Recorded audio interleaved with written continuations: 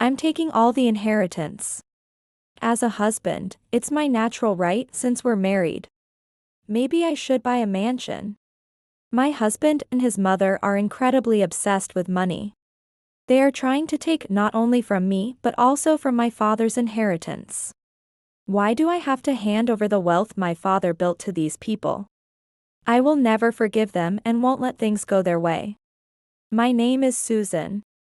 I am 44 years old and have been married for 20 years. I lead a busy life balancing housework and my job. My husband Tony is 2 years older than me at 46, works at a supermarket near the station. I met him when I was a university student working part-time at the supermarket where he worked. We started dating somewhat casually, and I married him when I was 24. We live with our son Howard, who just started university this spring. I have a fulfilling job, and despite being busy, I enjoy my days. However, one thing troubles me. It's Tony's reckless spending. He is free to spend the money we earn however he wants.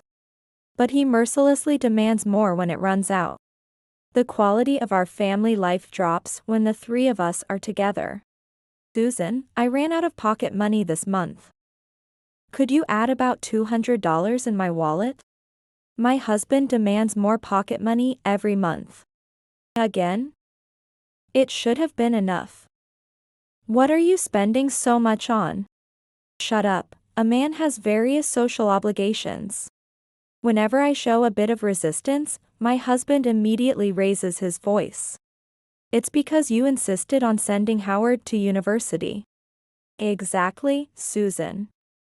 There was no need for more than a high school education like Tony. Or what?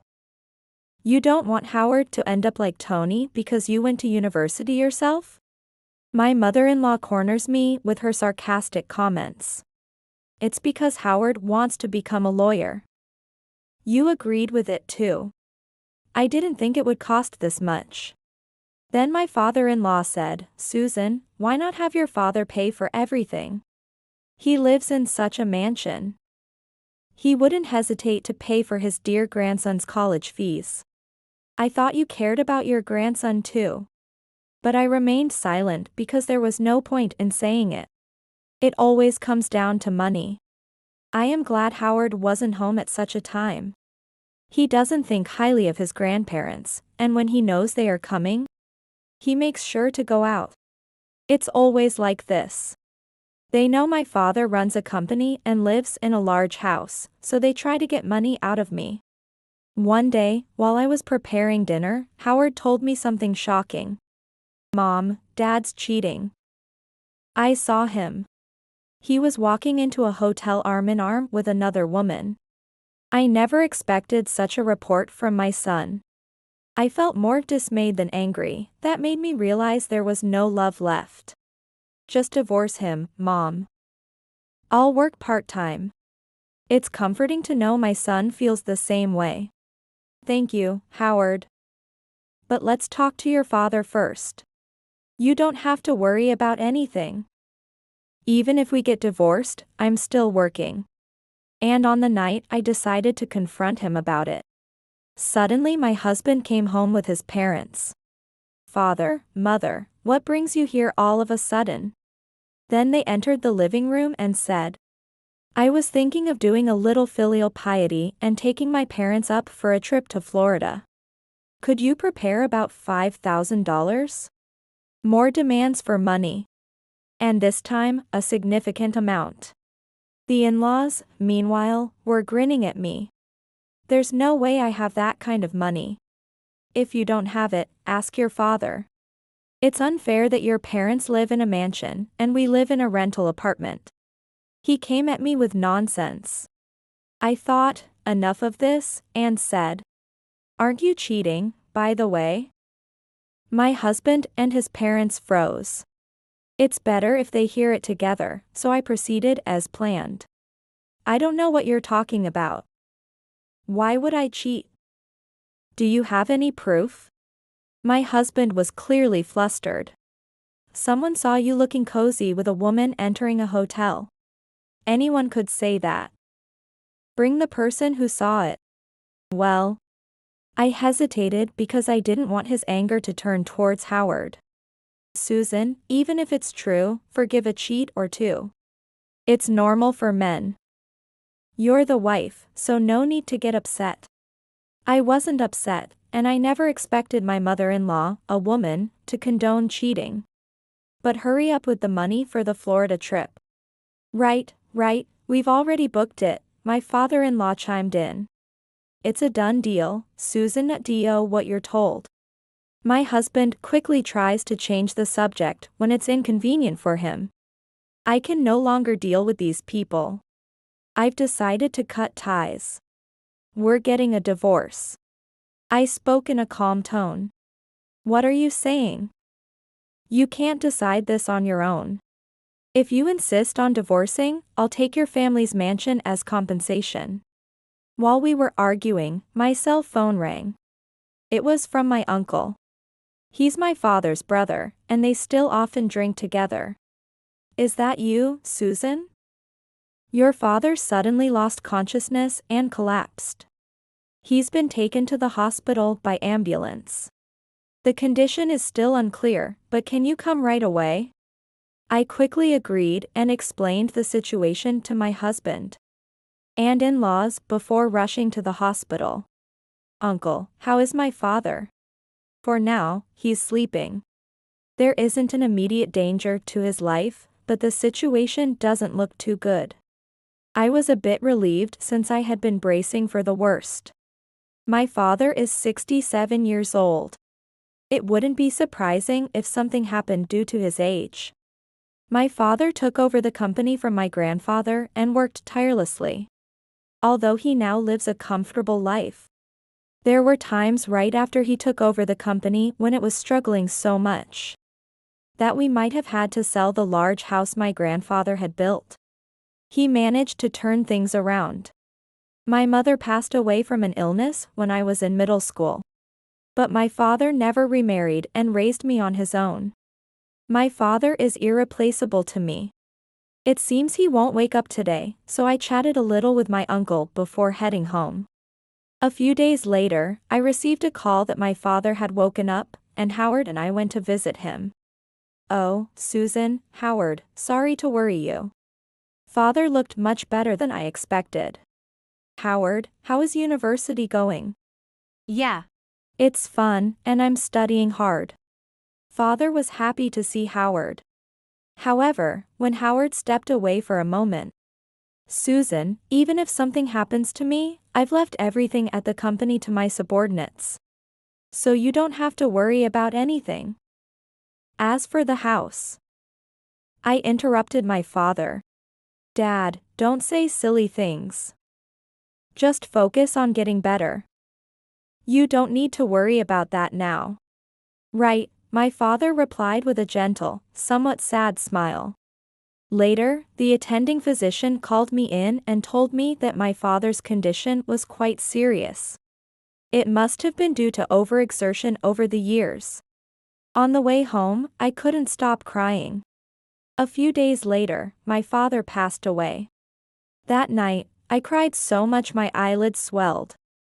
Howard staying by my side was my only comfort. However, as my father's only child, there were last duties I had to fulfill. I began preparing for the funeral with a resolute heart. The funeral was held at my family home, and many mourners attended. I truly realized my father's greatness. I was so busy attending to the mourners that I had no time to grieve. Howard helped as best as he could. But my husband did nothing and just played with his smartphone. With help from relatives and my father's colleagues, we managed to get through the funeral smoothly. And as I was cleaning up, my in-laws hurried over. Father, Mother, thank you for today. As I thanked them, they said, Susan, that's all fine and well, but what a splendid house as always. My mother-in-law seemed once again impressed by the size of my family home. Ha! I was too tired to find words. Susan, is it true that this house could sell for $3 million? Now came an insensitive question from my father-in-law. I dodged the question. Well, who knows? It's not my house. Quickly, my mother-in-law interjected. Susan, you didn't have any siblings, right? No, what about it? I responded sharply. Oh, just asking. After hearing this, my in-laws, satisfied, left with my husband. After some time, all the memorial services were finished, and I finally got a moment to breathe. As I was tidying up the morning clothes at home, my parents are coming over now. What? Why are they coming? I felt down, thinking it was about money again. They don't need a reason to come, they're my parents. We'll discuss the details when they arrive, so just wait. A few minutes later, my in-laws arrived, smirking as they sat on the sofa. Then my husband said, Hey, Susan, when are we moving?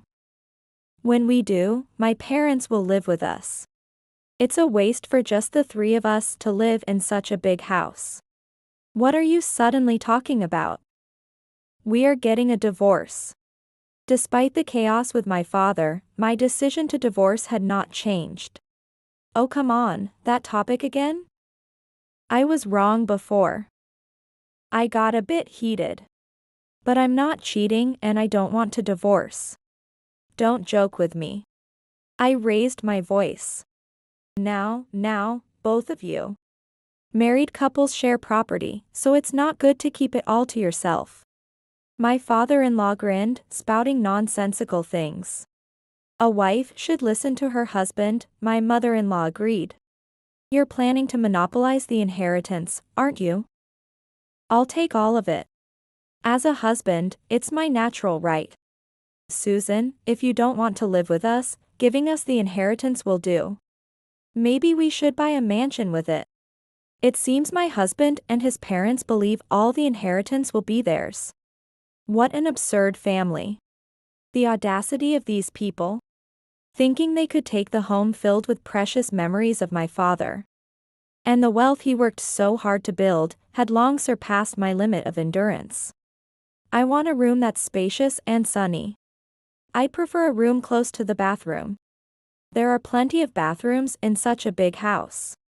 Despite my glaring in anger, they continued to make unreasonable demands. I vowed never to let things go their way.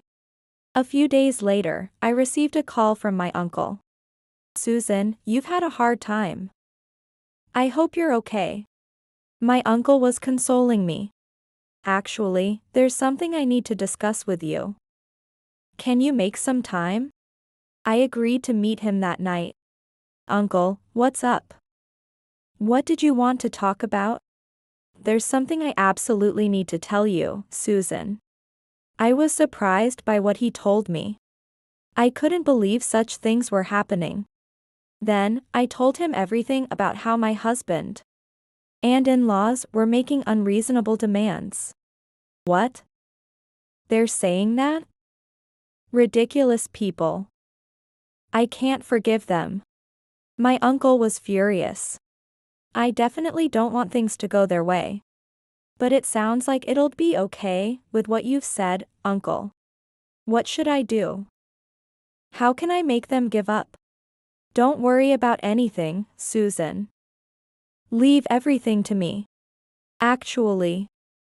After hearing another part of my uncle's plan, I was even more surprised. Uncle, can we meet again tomorrow? I want Howard to hear this too. He's not a child anymore. Plus, it will be a good experience for him. I decided to proceed with the plan together with my uncle and Howard. The next day, Howard joined us, and the three of us had a meeting. For Howard, this involved his father and grandparents. I was anxious about how he really felt, but that was an unnecessary worry. That's an amazing story. I'm getting excited. I don't care about people who only see mom and grandpa as sources of money. Uncle, please go along with it. Howard was excited about the plan. So, we decided to proceed. The next day, I invited my in-laws to the house and had a discussion with my husband, Howard, and the six of us. About the conversation we had last time, about living in my family home, were you serious? Of course. Are you finally getting serious? I've been tired of waiting. Immediately, my mother-in-law said, sooner is better. Living in such a mansion is like a dream. Then my father-in-law continued, after all, we paid the cancellation fee for that trip last time. You need to reimburse us for that. They had made the reservation without asking. I was astonished at how selfish these people could be. Then my mother-in-law said, we'll make back the money quickly. Don't rush. They were in a good mood because they believed everything was already theirs. I was used to it and knew it wouldn't go that way, so I could ignore them. But Howard, not used to their blatant money grabbing, seemed to tremble with anger. I patted Howard's shoulder to calm him down. Understood. Let's do that. I'm sure there's a lot to prepare, so mother-in-law. Please let us know when you decide on a moving date. And you should move on the same day. Howard and I will go first to start cleaning up the other house. I get that you go first, but why Howard too? It was an unusually sharp question from my husband. Can you prepare meals or do laundry? Howard is still a student. You can manage if it's just about you, right? Okay, I get it. I managed to deflect with a plausible excuse. However, my husband then said, why do we need to move to clean? You can do it during the day. You're not planning to take the best rooms for yourselves, are you? After all, you do know the house best. He was resisting over trivial matters. Don't worry, there are over 10 rooms in that mansion, right, Susan? My mother-in-law was in a good mood, thinking about living in that house. And unknowingly moved the conversation in a direction that helped us. I can't clean during workdays. We'll progress little by little in the evenings and on days off. Don't worry, you can choose your room first. Really? Well, that's okay, then. I managed to placate him. I thought to myself, just wait and see. I'll bring you all down soon. A month later, my husband informed me that the moving day was set. The decisive day was set, and I was getting excited. On that day, my husband and in-laws arrived at my family home with the moving truck. Howard and I were waiting at the front door. As my husband got out of the car, he said, "Hey, sorry to keep you waiting. So this is my house from today, huh? I've really moved up in the world." I ignored his tasteless joke as the in-laws looked excited. They had no idea they would soon be returning back. Then, the gate opened, and my uncle came out of the house. He stood silently with his arms crossed. "Who are you? What are you doing in our house?" It seemed my husband didn't even remember my uncle's face from the funeral. "This is my uncle, my dad's brother. You met him at the funeral, remember?" "Oh. Yeah. That time. Thanks for..." Embarrassed, he muttered something that sounded like thanks but faded out. What are you doing here?" he stammered as he asked. The in-laws looked puzzled. Then my uncle asserted, "This is my house. Is there a problem with me being in my own house?" He spoke assertively from the start, overwhelming my husband and his parents. "It seems you all have a big misunderstanding. Susan told me everything. The inheritance from my father was split between his two sons. My brother got the company, and I got the house. But I had already moved out and was living elsewhere with my family. I had no intention of moving back. Since my brother was taking over my father's business. He lived here, but the house stayed in my name. Just because my brother has passed doesn't mean this house belongs to Susan." It seemed they still didn't quite understand what my uncle was saying. "Susan, what does this mean? Aren't we supposed to live here from today?" my husband asked, seeming more perplexed than angry. "I won't let that happen. You and your family have always been after my father's money, demanding all sorts of nonsensical things even after he passed.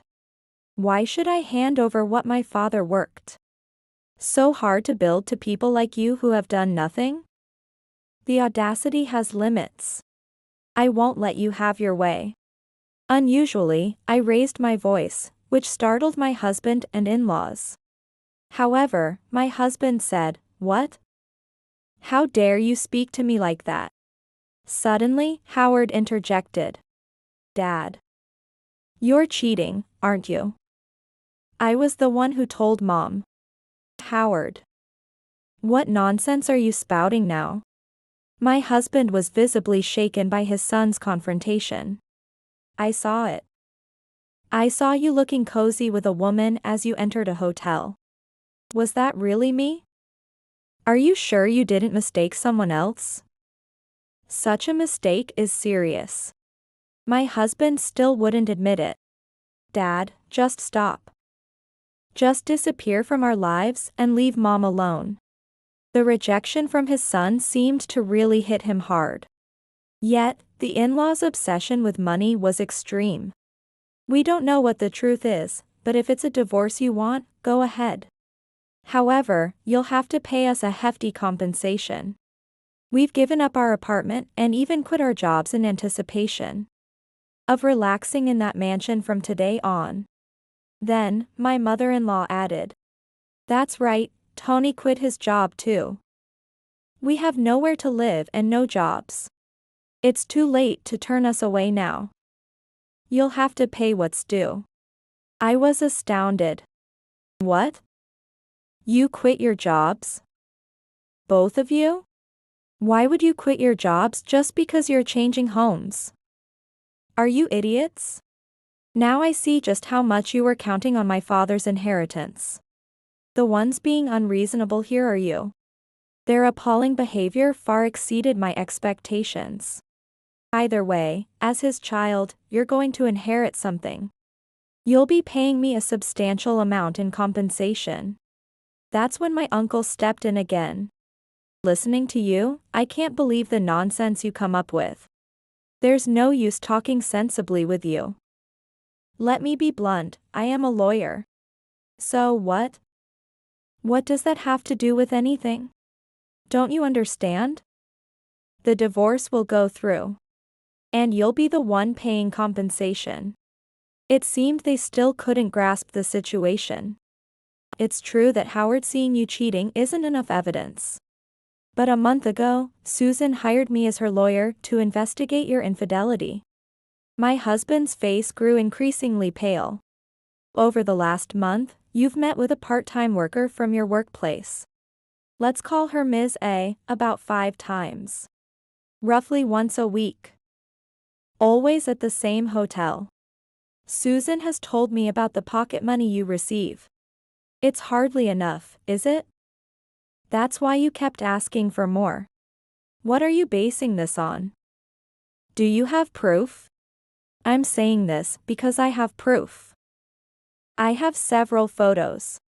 Shall I mention Ms. A's name right here? My husband looked like he had no choice but to admit it. You have been unfaithful. That's an undeniable fact. You won't get a dime from Susan, and instead, you'll be paying her compensation. Finally, it seemed my husband and his parents understood the situation. From now on, please communicate through the lawyer.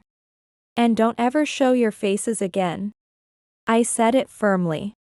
My husband glared at me for a moment but quickly looked away. Then, they left the way they came. Thank you, Uncle. No problem. I was a bit more motivated since they were speaking ill of my brother. After this is settled, I'm going back to my family. Susan and Howard, you should live in this house. It would make both your father and my brother happy. It's a shame for such a good house to be empty. Thank you, we'll be happy to live here. I responded with a smile. Honestly, I was somewhat hoping for this outcome. Not the mansion itself, but the chance to live again in the house filled with memories of my father. Thank you, Uncle. This has been a really educational experience for me. Good job, Howard. Investigating your own parents' infidelity is quite an intense workplace experience. Study hard in college and you'll become a fine lawyer. After that, my uncle ensured the divorce was finalized properly. Howard and I started living in the house where my father had lived. The mansion might be too large for just the two of us. But being able to spend time surrounded by various memories made me very happy. Howard seemed to have learned a lot from my uncle and had a valuable experience. He is now even more dedicated to his studies, aiming to become a lawyer. It seems that after everything, Tony and his family have moved into an old apartment. Tony, given his age, apparently finds it hard to secure a new job. He contacted me just once. I need a loan. His tone was not entitled like before, but rather pleading. What? Didn't we cut ties? We're strangers now. I don't have money to lend to a stranger. Please, don't contact me again. I hung up the phone unilaterally. Since then, there has been no contact from my ex-husband. From what I hear from my uncle, Tony is getting by with odd jobs and part-time work. It seems he's been abandoned by his affair partner due to his poor financial situation. Moreover, there was never a planned trip to Florida. He had borrowed money behind my back. He must have said such things because he needed money to repay his debts. I don't know whose idea it was, but it was quite a scheme. Now, it doesn't really matter. I feel profoundly relieved to have cut ties. I feel as if the weight has been lifted off me, both physically and emotionally. Moving forward, I am determined to work hard at a job I love. For now, my immediate goal is to see Howard graduate from university successfully.